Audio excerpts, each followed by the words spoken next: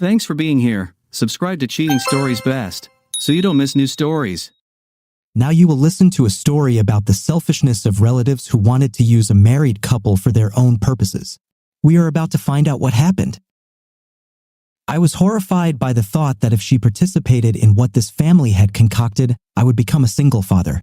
My name is Nick, and I have a story that might be hard to believe without knowing the details. I married a woman from a family that could be considered eccentric. I love my wife with all my heart, but not unconditionally. I believe that whenever someone says they love their spouse unconditionally, they haven't fully considered all the potential conditions that might arise. I was sitting at my mother-in-law's dinner table, engaged in what was perhaps the most incredible conversation ever, feeling quite unsettled. When a problem arises, I can quickly assess it and find all possible solutions. Of course, not all decisions are necessarily pleasant for everyone involved. Some solutions to this problem seemed very unpleasant to me. As I mentioned, they could lead me to become a single father. I thought I had married the perfect woman, and soon I would find out if I was right. My wife was not present at our little meeting.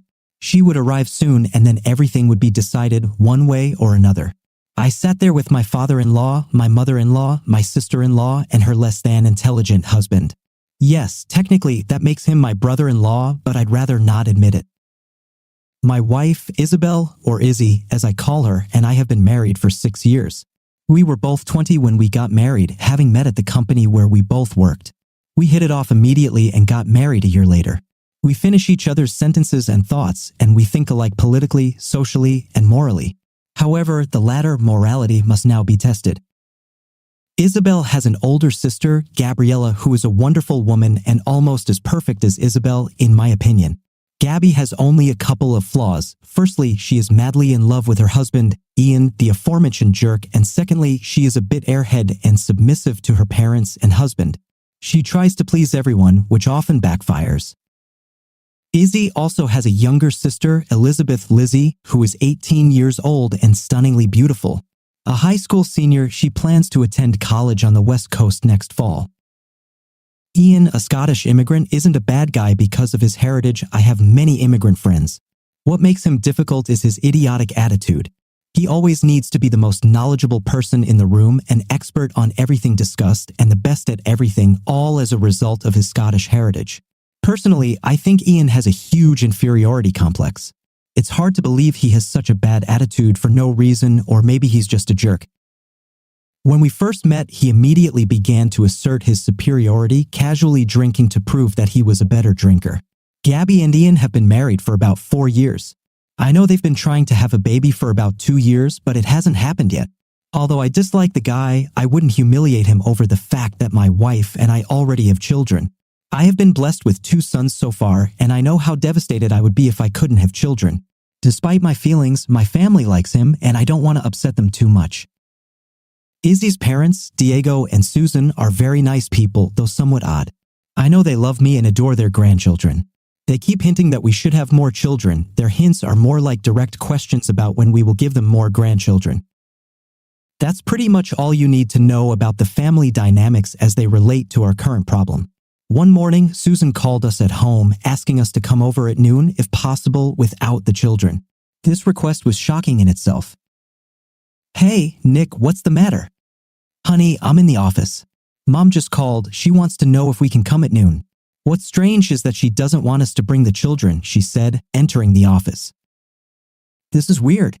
No problem, I'll call Jim and Linda and ask if they can watch them for a few hours. They won't mind. Okay, but I told Melissa I was going shopping with her before her sister's wedding, so I'll be a little late. You don't mind, do you? No problem at all. Okay, honey, I'm leaving. See you there. Okay, have fun. Don't rush. It was 10:30, so I called Jim and agreed that I would drop the kids off at 11:30 and then head out. My kids are 5 and 4, and Jim's kids are 6 and 4.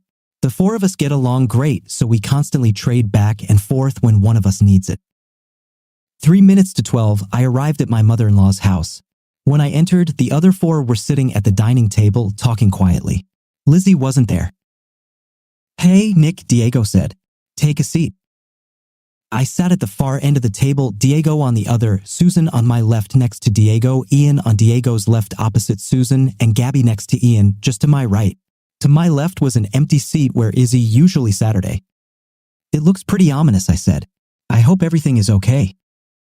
Yes and no, Nick, Diego answered. No one dies, but what we need to discuss is certainly extremely important. Wow, maybe we should wait for Izzy. I could call her and ask her to come over immediately. She's shopping with her friend, Susan said. No, Nick, it's okay. I know how Izzy feels about this. Maybe it's better to talk to you about it first. I didn't like being set up by Isabel. Wait, did Izzy know about this? Did she know that you just wanted me to be here and not her? No, Susan answered quickly, but I know my daughter and the way she thinks. So it's much more important for us to talk to you. Ian looked smug. He had a very annoying smirk on his face. He clearly knew something I didn't, and he knew I wouldn't like it. Gabby looked damn excited. She was pale and held her hands on her chest as if she were frozen. Nick, Susan began, we have a problem. We, as a family, can solve this problem. We would like to get your consent before we do so. There was silence for about 10 seconds. Okay, I said, what's the problem? Maybe I can help with a solution. You, of course, can be part of the solution, Diego said. Well, Izzy will indeed solve the problem, but you will also be an integral part of it. Okay, how about we stop beating around the bush? What is the problem? Nick, Susan began, a few days ago, Gabriella received an answer from her infertility specialist. She can't have children. She cannot have children of her own and cannot carry a child to term. Gabby sobbed softly and hugged herself tighter. Gabby, I'm so sorry to hear that. I know how much you hoped for children, but there are other options. You guys can always adopt. Susan cut me off. We know about these options, Nick. We already have a solution. That's great, Mom. I am glad to hear it. If you already have a solution, what's the problem? I said. Nick, said Diego, you know about Ian's origins. He is the last man of his kind. It is important that he can father a son with his own bloodline to continue the bloodline and family name. Of course, Dad, I've heard it, but I don't see how you think I can help. For Gabby's sake, I tried to remain serious. I really didn't care about Ian's bloodline. I thought maybe his bloodline should die out just in case his jerkiness is hereditary. Well, Nick, Susan said, we all understand how important this is to Ian and his clan in Scotland. So we know the answer to this problem. The only question is how best to achieve this. Well, I replied, I would say that perhaps Ian should consider having a viable egg fertilized with his sperm and then implanted into a surrogate mother. Then his child will be born to the surrogate mother. It seemed to me that it was not so difficult, as simple as shelling pears. Susan looked at me with a shocked expression. Nick, are you suggesting that our next grandchild should be a test tube baby? You told me Ian had a problem. I just gave you the solution to the problem. Besides, it won't be a test tube baby. But, Nick, the child will not have our blood. My grandson wouldn't really be my grandson, she said. I looked at her with a surprised expression on my face. So you want to say that if they go down the path of adoption, you will not accept the child into the family? She realized how terrible that sounded and tried to back away. Well, no, that's not what I meant, but we believe it is important that the child has the blood of not only Ian but also our family. Unfortunately, Mom, I don't understand how this is possible unless, of course, he divorces Gabby and marries Lizzie. No, Nick, there is a way. It's Izzy who can solve the problem. Well, I replied, I'll have to talk to Izzy, but I think she could donate an egg for fertilization and then have it placed in a surrogate. No, Nick, it's too clinical and impersonal. A child must be created with love, Susan objected. Well, there are no other options, I said. Only Susan spoke. Everyone else stared at the table. Nick, Isabel can give them the child they need. She's in the family, so our blood will be in the child. She will do this for her sister and her husband, Susan explained. Susan, I answered, deliberately not using the word mother. Just to be clear, are you suggesting that Izzy and Ian have a baby together? This makes sense, child. At that moment, I started laughing out loud. I laughed so hard they all stared at me. My wife will never give birth to a child from Ian, I stated. Susan was still the only one speaking, which led me to believe it was her idea. Nick, this isn't funny. Ian must continue his family tree and family name, and we want the child to have our blood. Since Gabby cannot have children of her own, she will still raise a child of her own blood. We discussed all this and this is the only way out. Everyone wins, Susan argued. Susan, you didn't answer my question about who pays the bill. This is getting serious. I already know I won't let my wife do this, but I wanted to hear their plan. Well, you have good insurance that will pay for everything. Then I should be listed as the father? Well, yes. Then when the baby is born, you and Isabel will give it up for adoption to Ian and Gabby. Sorry, but my wife is not going to undergo artificial insemination. She won't have to, Nick. The child will be conceived through love as every child should be. Now I was starting to get angry. The gloves were off and I was much less worried about hurting feelings. Wait, you think I'm going to let this happen to my wife, Nick? There's no need to be so vulgar, Susan interjected. Stop, Susan. Don't get on some high horse. You're talking about pimping my wife. How about pimping Lizzie instead? It won't work. There will be too many questions about the pregnancy and it will interfere with college. Well, I'm glad to see that you've thought about it, at least a little. What should I do while he's with my wife? Do I sit at home, prepare her bath, and rub her belly in the evening? Is there some Scottish ritual I should perform after he's with her to make sure she gets pregnant? Will I be able to have sleep with Gabby while he does it with Izzy? When Izzy gets to the point where sleep isn't possible, will I be able to continue having sleep with Gabby, or maybe you, Susan? What about you? Are you in on the deal? Am I getting a cue from you? What do you think, Diego? You're awfully quiet here. Listen, Nick, I don't like this any more than you, Diego finally spoke. I beg to differ, Diego. No more mom and dad for me. I'm pretty sure no one here loves it less than me. I noticed that none of them were answering any of my questions. Gabby spoke for the first time very quietly and tears slowly flowed down her face. Nick, this wasn't my idea, but I will do anything to give Ian the son he needs. I don't want him to sleep with Izzy either, but if that's what it takes, I'll do whatever it takes to make it possible. If you need me to sleep with you. Ian finally found his voice. Never. There's no way he was having sleep with my wife. What happened, buddy? Don't you want to change? It's not a matter of exchange. We are talking about the miracle of childbirth and the continuation of the name of my clan. There's no reason for you to make love to Gabby. Don't worry, buddy. We won't make love. I plan to be rude to her, just knock. Maybe if I'm rough enough, she'll get pregnant with my baby. My sarcastic nature was coming out. These people planned the destruction of my marriage. Nick, please stop. This won't help. Gabby already feels bad, said Susan. Gabby is the only one in this room I sympathize with. Are you people willing to destroy my marriage to give this man a son? What the hell makes her marriage more important? But you will see, this is the best way and everything will work out, Susan said. Perhaps I wasn't clear enough. Izzy won't do it. Like my wife, you're right, she can do this without my blessing, but if she does, we will get divorced, I stated firmly. Gabby sobbed. I won't agree to this, no matter what you offer me. No amount of sleep with Gabby, or you, or Lizzie will make me agree. If Izzy agrees to this, my connection with this family will end. My children will know exactly what you psychos did to their parents' marriage to get that idiot to have a son. Nick, you don't understand, Susan tried to interject. I cut her off again. What I understand, Sue, is that you have no respect for me or my marriage. As much as I love Gabby, and I do, she is by far the best person here, I will not sacrifice my marriage so her husband can have a son with her blood by proxy. When Izzy gets here, and she will soon, just remember that you're asking her to ruin her marriage for her brother-in-law's vanity. A real man would not make such demands on his wife as Ian does. I think if Ian really loved his wife as much as he says he does, he would never even think about ruining her sister's marriage. Hey, said Ian, it wasn't my idea. I just need a son. It was her idea, he nodded at Susan. Look at your wife, you, instead of brains. She looks like she's okay with it. You can finally say no to this. At that moment, the front door opened and Izzy walked in. Silence reigned in the room. Gabby was quietly sobbing, Diego was looking at the table, Susan was looking a little angry that things weren't going as planned, and that idiot was glaring at my wife.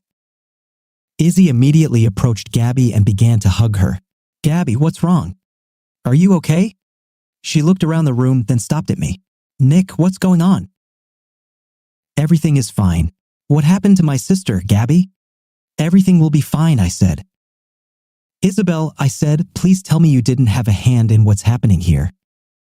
I do not understand what you're saying. Mom told us to come to some important meeting. What's happening? Why is Gabby crying? Okay, I said, I think you're already awake, Sue. I think I'll soon find out where I am. Izzy looked at me in complete confusion. Nick, what are you talking about? What does it mean? Have a seat, Izzy. This is about to get interesting. Ian has a problem and your mom decided it was your responsibility to solve it. Izzy turned to her mother, who was looking at me with anger and challenge in her eyes. I hoped I knew Izzy well. Mom, what the hell is going on? Isabel, dear, a few days ago, Gabby received a response from a fertility specialist.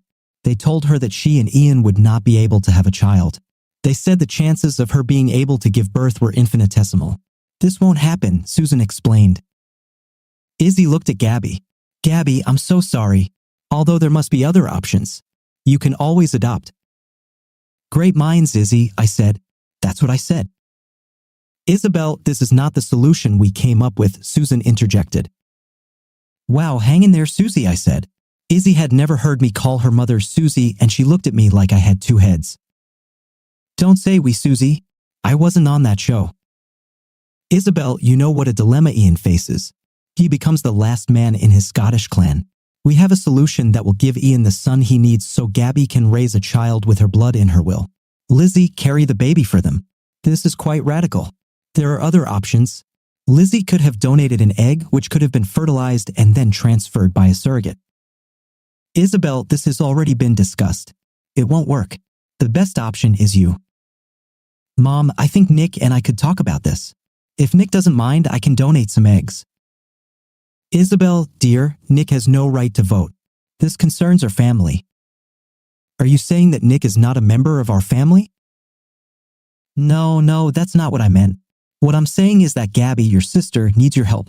She needs you to carry the baby for Ian. Mom, I would like. Wait, what did you just say? That you want me to carry Ian's baby? She turned to me and laughed very nervously. I had a how about it expression on my face with raised eyebrows. Nick, is this a joke? No, honey, this is not a joke.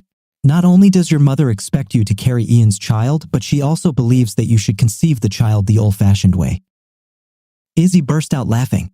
She covered her face with her hands and laughed for about 10 seconds. When she calmed down, she looked at Ian, who was beet red and angry that she was laughing at the idea of having sleep with him. Izzy turned and looked across the table at Gabby. Gabby, I love you so much. There's almost nothing I wouldn't do for you. One of the things I wouldn't do is sleep with Ian. I wouldn't do it even if Nick said it was okay. I love you so much, but I won't risk my marriage so Ian can have a son. Susan tried again. Isabel, please think about it. Don't make hasty decisions. Mom, listen to me. At this point, I can promise you that your relationship with Nick is forever damaged. I'm sure you'll never hear him call you Mom again. It's no secret that Nick and Ian don't get along very well, and now it's going to get even worse. I know it wasn't Gabby's idea, and I'm sure Nick knows it too. So I hope it doesn't affect their relationship. In any case, he will feel sorry for her. Dad, I can't believe you're sitting here and agreeing to all this. I'm pretty sure you'll see Nick a lot less now, which means you'll only see the kids when I bring them here. You know I don't blame him. I'm not going to argue with him about it, and I'm not going to try to force him to come here. This won't happen. You better hope he doesn't stop you from coming to our house, because if he does, you won't be welcome there. Please understand, Nick is my husband. I love him. I will do everything in my power to make him happy. There is no competition between you and Nick. Nick always wins. I will never do anything to break his heart. I will never cheat on him. Nick, I want to leave. Can we go? That's right, honey. Gabby, I'm so sorry about your situation. Please call Izzy later or just stop by anytime you want. The rest of us probably shouldn't come to us. I think we'll leave this for a while and then discuss it again. I stood up and Izzy hugged me tightly. When she stepped back, Gabby came over to me too, gave me a big hug and kissed my cheek. Nick, I'm so sorry that this happened. It's okay, Gabby. I love you and your sister loves you and we are both always with you. 6 months later, I heard the front door open and slam shut. Nicholas, are you home? I'm in the office. What's the matter? I was scared when she called me by my full name. The news was either very juicy or very bad. Let's go to the kitchen. I need to talk to you while I cook dinner. I walked into the kitchen and leaned my back against the counter. Okay, beautiful, what happened? You won't believe what happened. I talked to Gabby today and it turns out she's not sterile. Wait, what? What about doctors? Well, obviously, Gabby misunderstood what she was told. You know how airhead she is. When they said she couldn't have a child, they meant Ian. He is barren. His sperm is not viable. Gabby is fine. Oh, this is amazing. Has your mother already decided who will be allowed to get her pregnant? Very funny. She and Ian were almost done. She was really tired of his crap. She said even his Scottish accent was starting to get on her nerves. Well, it's for the best for her. Well, are you ready to start trying for number 3? I love you, sweetie. What do you think about this situation? If I were the main characters, I wouldn't agree to such a step for the sake of other people who haven't even figured out their problem. And the next story will be about a man who always finds himself hostage to circumstances, or does he create such conditions for it? My name is William. I want to tell you the fascinating story of how I was lucky enough to live for 10 years with an abnormal woman. Many people may find this story very tragic and sad, but I try to look at it from a more positive angle. After all the great sages say that forgiveness is the key to spiritual well-being. It is worthwhile to begin the story with my childhood. At an early age, I was not much different from other children. Sometimes I could be mischievous and sometimes I behaved like the most charming angel in the neighborhood. On the whole, I had no problems with my behavior. My studies, both at school and at university, were not too difficult. But on the love front, I was much luckier than in mastering science. Girls certainly showed considerable interest in me. Sometimes guys would ask me, "What's your secret, William? Tell me right away." I made a thoughtful face and answered, "I don't know. I don't know at all." Of course, my dear friends were not satisfied with that answer for many reasons. They usually began to sigh and whisper something to themselves. I didn't have any concrete ideas with satisfactory answers. Was it about looks? Maybe it was, though there were plenty of men like me around. Then are girls fascinated by high intelligence? Not so either. I was only good at the humanities, not at mathematics or chemistry. As I dug in my mind to the smallest particles of my nature, I gradually began to form the right answer. It must be about character, I thought to myself. There's something about me that makes all the girls melt. Could it be my indifferent attitude? I never chased after unattainable goals because they did not arouse any interest in me. So most of the time, my attitude towards girls of a higher rank was indifferent. Only they themselves did not like it because such behavior hurt their self-esteem. The same story happened with my future wife, Molly. We worked in the same notary's office, so we often crossed paths. It's funny, but I tried to ignore this person in every way. From the outside, she seemed overly aggressive and unwavering character. It was enough to give her a reason, and she was ready to scandalize absolutely all the people who fall under her arm. I often wondered why she hadn't been fired in all those years. It was very strange. It was as if there was a magic field around her which protected her from her superiors. But it was clear to everyone this lady walks on very thin ice. One day we had this conversation. "William, did you take care of the papers I left you yesterday?" "What papers?" I asked indifferently, sipping a strong cup of coffee. "With these," replied my dear colleague, imitating a friendly smile on her face. "With these I have not dealt with. However, I did sort out a few inheritance contracts yesterday. By the way, what are these papers?" That's the most interesting name I've ever heard. "Stop being sarcastic. You were supposed to have a mortgage, which I left right here on your desk," hissed Molly angrily. "Here they are." She slammed her hand down on my desk where the papers she supposedly left yesterday were. I had no desire to react to her mood swings, so I just nodded silently so as not to provoke an angry woman into another inappropriate conflict. After this, she just turned around and walked away to her computer. At that moment, I felt practically nothing for her, at least positive emotions. Surely if a man from the future had told me that I would be married to this lady for 10 years, my brain would have surely taken such information as spam. As time went on, we still couldn't digest each other. Several times we had some pretty serious conflicts between us. We could have fought like this until our old age, but we were influenced by one incident that completely changed the way we treated each other. And it was this. Every year at Christmas, our firm threw fun corporate parties. It was hard to call them fun or rousing, they were more likely even awkward. Not surprisingly, a lot of the employees who were going to have such a good time got sick of it. Not only were we required to pretend to be friendly on a regular workday, but we were also forced to imitate fun on a moody holiday. As if nothing had happened, disappointed in advance, I arrived at the party. Everything was going according to the classics. But at some point the party started to rock. I was a little shocked by what I saw. I thought it was some kind of bad dream. Could my employees and supervisors really be fun? Unbelievable. I was adrift, so I had no choice. Like everyone else, I was slowly starting to get drunk. Too bad I forgot to factor in my poor sensitivity to alcohol. I got drunk pretty damn easily. This was very unfortunate, as I was later able to see. The whole evening went on like a fog. I didn't care about anything at all until I woke up the next day. I opened my eyes and saw a snow-white room, probably a hotel. Then I had to turn my head the other way where I could see another person. As you may have guessed by now, in classic genre fashion, it turned out to be Molly. God, what a mess, I thought to myself. I had no idea what I could do now. I just lay there looking at the naked woman. After a while, I had to come to my senses. I poked my hand on Molly's shoulder and said, "Wake up. Come on, get up."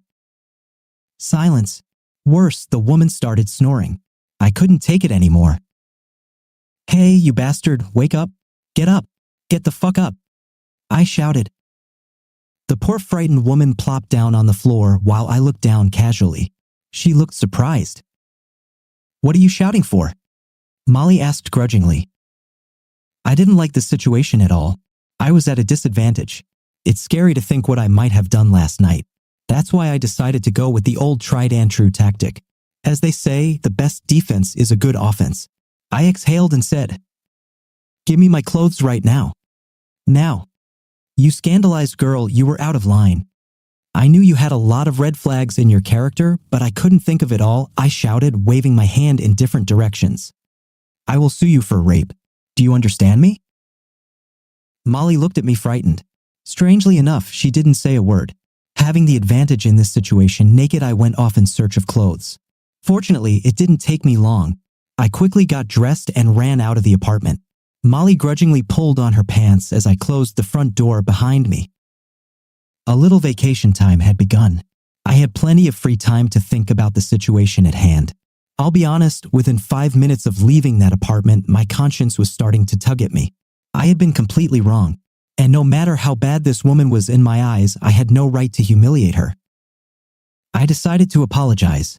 On my first day of work after vacation, I had to find the strength to apologize to Molly. During my lunch break, I approached her on my way to the cafeteria so the rest of the staff wouldn't witness our frank conversation. "Molly, I was wrong. I apologize," I said. She didn't respond in any way.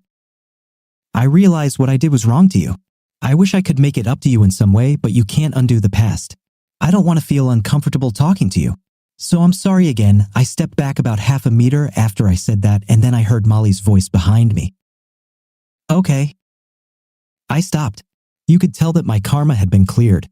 For a few minutes I looked at Molly in silence, waiting for some more words. She didn't answer, so I quietly went about my business. However, she evidently didn't like it and she had her own plans for it. "You must marry me," she said loudly. Some of the workers, interested in what was going on, turned in our direction. I thought I was imagining what I was hearing. "What? Why else?" I said frankly. My voice was a little shaky, for I was concerned about the dialogue. Had I done something awful that day? Or maybe she was pregnant. "This is not the way women are treated in our family," Molly replied, emphasizing her roots. "I can't let you get away with that. You have to marry me." It felt like my brain was going to burst. I shouldn't have apologized to her after all, for her disgusting character had completely lost her mind. I wanted to solve this case as quickly as possible by finding I had to make a compromise, but Molly wasn't about to let go of her strange idea so easily. It had been 2 weeks and she still kept up with me, reminding me about marriage. Funny, but apparently she enjoyed terrorizing other people. Little by little, working with this woman became a drag for me. Something had to be done. Anyway, I made a very big mistake when I tried to find a solution that would satisfy both of us. In that case, let me at least ask you out so we get to know each other better, I offered her one day at work. She was very happy about it. She agreed to my idea and I got a little head start. In the meantime, I could find out what the motive was for such intrusive actions on her part. I went on a few dates with her, but it was a fatal mistake for me. Oddly enough, she was more than adequate in her off hours. She loved to talk about herself, her favorite books, restaurants, and so on. This woman was simply impossible to shut up. I rested as long as I remained silent on my part. Molly would ask me questions, but she was satisfied with short answers to her. All in all, what mattered most to her was attention. With each such encounter, her character began to seem more appealing to me. As ridiculous as it sounds, I was still able to find a few reasons why I should marry Molly. On the whole, this woman's intentions were quite harmless. There are a lot of arrogant and somewhat insane people like that among us today. We got married. Things were going smoothly and pleasantly in our personal lives. I decided to quit my present job to open a translation agency. Of course, it was not easy to start up, but my motivation kicked in. The new business was easy enough. It also seemed like a great bonus that I only crossed paths with my newfound wife at home. I loved her, though I wanted to take a break from her presence at times. Before I knew it, 10 whole years had passed. Together with her, we bought a new apartment and had a child. I couldn't call myself a great father, but I was doing pretty well with a 7-year-old boy named Kirsch. Our life was good enough for me. And maybe there really is something wrong with me for agreeing to marry Molly.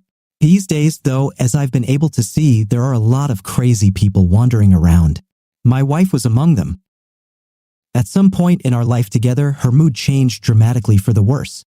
She became much more irritable than she had been before. It seemed to me that this phase should pass quickly. But Molly started to be downright nasty to me. One day it got to the point of utter absurdity. Enraged for reasons I do not understand, my wife decided to feed me dog food, adding it to the soup. It took me a long time to figure out the reason for all these mood swings. I would have had to continue to be in the dark if I hadn't happened to see her on the street getting out of someone else's car. She usually reacted very strongly to any kind of attention from strangers or even to a man's usual gallantry. Only this time she was clearly glowing with happiness at being kissed by a stranger. We had a serious conversation about it that day. She didn't even have to make excuses because everything was just out in the open. I wasn't too disappointed, however, I wanted a divorce and to keep raising our son. Of course, my wife was adamantly against it. I will report you to the police. She shouted loudly. I'll tell them that you physically assaulted me and were very aggressive after I said I wanted to take the baby away. Do you understand? Got it, I said indifferently. Now get out of my house. No. What do you mean, no? Molly yelled in anger. That's what it means, I said calmly. And then I took the first thing Molly bought and threw it out the window. Stop ruining my property at once. I like it, so I'm going to throw out some more of your favorite vases. Do you mind, Molly? I repeated this action a few more times. It was very comforting to me, so I wasn't going to stop. Molly felt like getting back at me. She opened my home minibar and started throwing bottles of liquor outside one by one. I watched with a slight smile on my face. And then my expression changed dramatically as a loud scream was heard from the street. The fool had smashed a passerby's head in with a bottle. When the cops came to investigate, she started playing the victim. My husband got angry and started smashing things around. I was not nervous. In the end, we managed to prove her involvement in the incident. Fortunately, the victim got off lightly from the falling bottle and my wife screaming. And then everything went like clockwork. I was able to easily prove her insanity in court and take over Kirsch after the divorce. Molly's problems began at that stage when she had to see a psychiatrist. It was immediately clear on the spot that it was best not to leave the children with this lady. To finish the final result, I asked her current co-workers to say a few nice things about her. The court had no choice but to give my son to me for foster care. I fully deserved to raise my child and had no doubt that he would stay with me. This story has no morals. I am most likely to blame myself for everything that is going on. But more importantly, goodness and justice prevailed. A year later, I was able to meet a beautiful, quiet girl who later adopted my son without problems. We married and had another child. Life was going well for us and I never even thought about Molly. It wasn't until another 13 years later, when my children were grown, that she made herself known. There was a newspaper article with the headline, "Woman fed her own husband arsenic and then tried to strangle him at night." I laughed heartily when I saw the picture of my ex-wife's face in that reading. It was very funny, and I was damn glad I was able to divorce this lunatic, because that unfortunate man could have been me. Write your opinion on this and previous stories in the comments. Until new videos.